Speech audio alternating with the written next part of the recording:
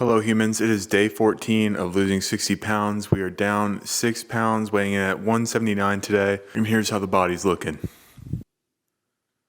And some back. Let's get it.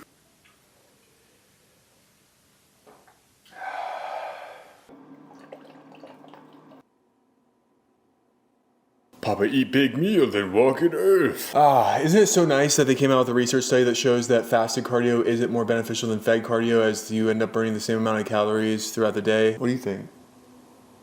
Yeah, she agrees. Today we have a stellar, something new you've never seen before.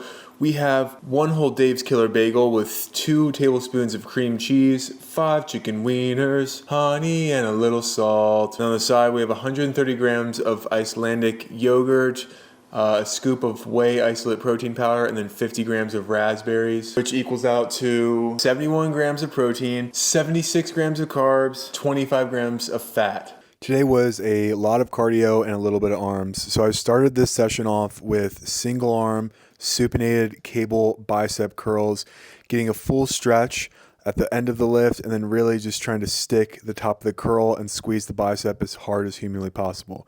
I paired that with some knuckle dusters, is what I call these. It's basically the palms and knuckles are touching each other, and at the end I'm just sticking the triceps and squeezing as hard as possible. And then I did a cardio session for about 35 minutes on 5 incline and 3 speed, just listening to a podcast with Tim Ferriss, who is one of my favorite people of all time. On the last 5 minutes of this cardio session, every minute I would lower the incline by 1% and the speed by 0.2 just to try and do a cool down. I ended up burning about 625 calories in 44 minutes. So I came to notice that after working out, I would get super tired and would almost like fall off a cliff after an hour or two post-workout. So through research, I've learned a couple things. One is doing a cool down like I was on the treadmill, of slowly lowering the heart rate over time before I leave the gym. The second thing is someone spoke about it in terms of almost you have this battery of energy, right? And when we're working out, it puts it on to high burn rate. And in order for that battery not to drain out, we have to switch it back to a normal burn rate. And one of the ways to do that, especially post-workout, is to get ourselves out of fight or flight. Because when we're in exercise, we're kind of putting ourselves in like, where's the freaking lion? The lion is nowhere to be found. Our body just thinks it is, and our mind thinks it is. So in order for me to switch back out, I need to try and switch into a sympathetic state. And one of the easiest ways to do that is through breathing. And this practice lasts for like 3 to 5 minutes, and it's basically just breathing in until you feel like you can't breathe anymore. Do one more breathe and then slowly exhale, and you just kind of do that for 3 to 5 minutes. So it sounds like this.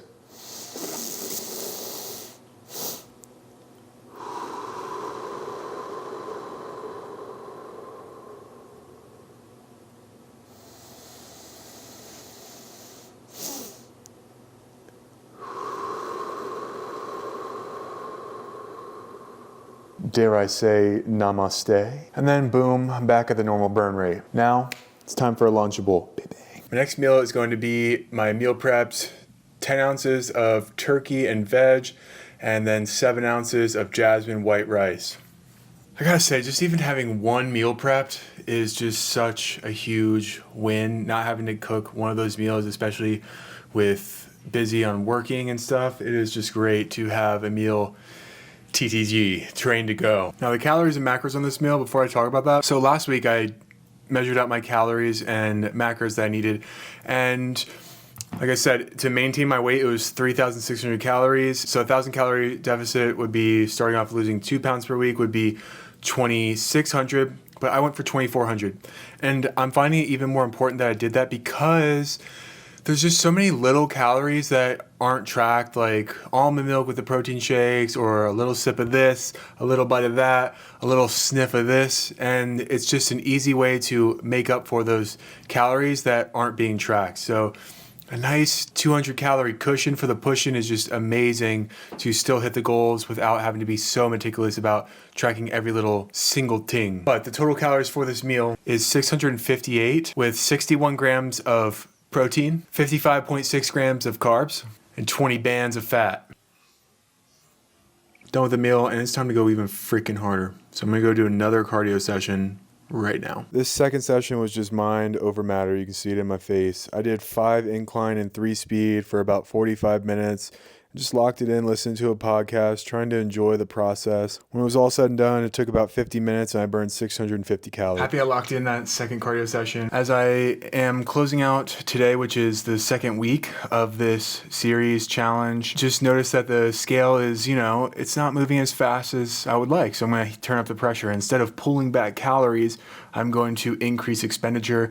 And that's going to be, I'm still going to do the 20 to 30 minutes after every lifting session, but I'm going to be adding in another nighttime or morning cardio session for 20 to 45 minutes. And I'll dial in those numbers more as I get into it and think about it. But I'm definitely going to be doubling the cardio output to increase this fat burn. I've noticed in terms of chain restaurants, it's really just like Chipotle and Panda, where I can get a high amount of protein, low calorie, and really customize it to my liking. So the dinner today is Chipotle. It is an 850 calorie meal consisting of double chicken, rice, white, fresh salsa, corn, sour cream, and a little bit of chimichurri spiciness. I'm inspired by a lot of you guys that have been leaving comments about fasting for multiple days, so I'm definitely going to work that into the magic in a couple weeks of doing maybe a 3 to 5 day fast of just water and electrolytes and salt. But until then, thank you for watching today, and I'll see you tomorrow. Peace.